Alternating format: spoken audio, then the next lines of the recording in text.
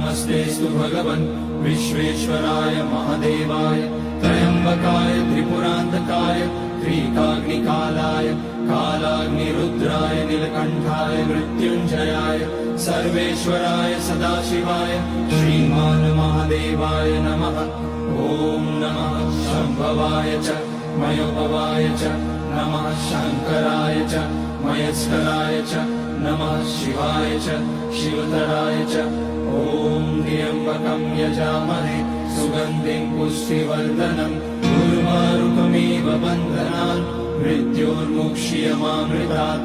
नागेन्द्रहाराय त्रिलोचनाय भस्माकराय महेश्वराय नित्याय शुद्धाय दिगम्बराय तस्मै नकाराय नमः शिवाय। मन्दाकिनी सलिलचन्दन चर्चिताय नन्दीश्वर प्रमथनाथ महेश्वराय